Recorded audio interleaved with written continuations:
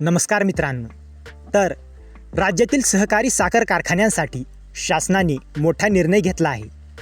आता साखर कारखाने BOT आणि BOOT तत्वावर नवे उपउत्पादन प्रकल्प सुरू करू शकणार आहेत.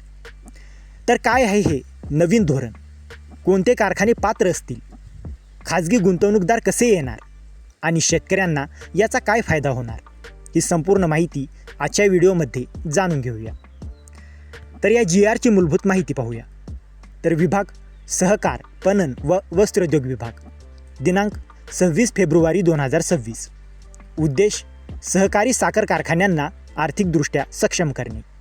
तत्व BOT म्हणजे बिल्ट ऑपरेट ट्रान्सफर आणि BOOT म्हणजे बिल्ट आउन ऑपरेट ट्रान्सफर.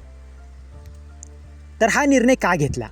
तर महाराष्ट्र राज्य हे देशातील अग्रगण्य साखर उत्पादक राज्य आहे. परंतु अनेक सहकारी साखर कारखाने आर्थिक अडचणीत आहेत. सलग 3 वर्षे तोटा, उणे निव्वळ मूल्य, कर्ज मर्यादा संपलेली, 50% पेक्षा कमी गाळप आणि शासकीय थकबाकी या अडचणींमुळे कारखाने नवीन प्रकल्प उभारू शकत नाहीत. म्हणून शासनाने खाजगी गुंतवणूक म्हणजे BOT आणि BOOT तत्वावर आणण्याचा निर्णय घेतला आहे. तर BOT आणि BOOT म्हणजे काय? तर BOT म्हणजे बिल्ट ऑपरेट ट्रान्सफर म्हणजे गुंतवणूकदार प्रकल्प उभारेल, ठराविक कालावधी चालवेल आणि नंतर कारखान्याकडे हस्तांतरण. नंतर BOOT म्हणजे बिल्ट आउन ऑपरेट ट्रान्सफर म्हणजे गुंतवणूकदार मालकी ठेवेल 5 ते 10 वर्षे, नंतर हस्तांतरण. तर कोणते प्रकल्प सुरू करता येतील?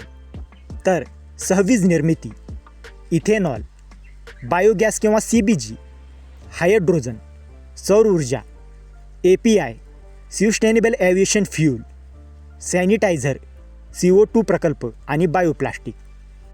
नंतर प्रकल्पाची उद्दिष्टे. तर कारखान्याला अतिरिक्त उत्पन्न, ग्रामीण भागात रोजगार निर्मिती, तांत्रिक आधुनिकीकरण, खाजगी व सहकारी क्षेत्रात पारदर्शक भागीदारी. तर पात्रता निकष काय? तर 3 वर्षे सलग तोटा, 3 वर्षे उणे निव्वळ मूल्य, कर्ज मर्यादा संपलेली, लेखापरीक्षण वर्ग C किंवा D, 50% पेक्षा कमी गाळप आणि शासकीय थकबाकी यापैकी कोणताही एक निकष पूर्ण झाला तरी पात्र.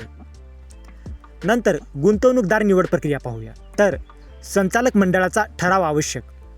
महाराष्ट्र सहकारी संस्था अधिनियम 1960च्या कलम 20A नुसार पूर्व परवानगी. DPR तयार करणे आवश्यक. EOI म्हणजे एक्सप्रेशन ऑफ इंटरेस्ट मागवणे. निविदा प्रक्रिया आणि किमान वार्षिक भाडे, कच्चा माल किंमत निश्चित. तर 5 कोटीपर्यंत प्रकल्प, साखर आयुक्त मान्यता, 5 कोटीपेक्षा जास्त शासन मान्यता.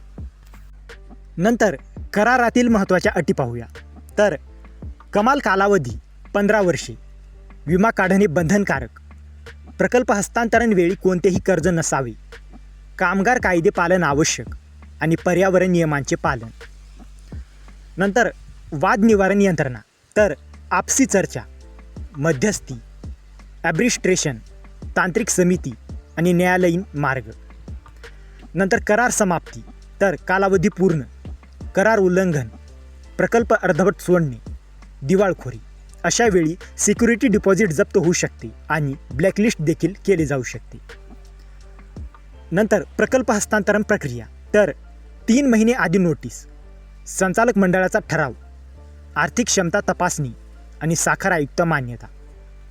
तर मित्रांनो, हा निर्णय सहकारी साखर कारखान्यांसाठी संजीवनी ठरू शकतो. यामुळे कारखान्यांना आर्थिक बळकटी मिळेल आणि शेतकऱ्यांना हमीभाव देणे सोपे होईल. तर मित्रांनो, जर तुम्हाला या GRची PDF हवी असेल तर डिस्क्रिप्शनमध्ये आपले टेलिग्राम चॅनलची लिंक दिलेली आहे. तिथे जाऊन तुम्ही या GRची PDF घेऊ शकता.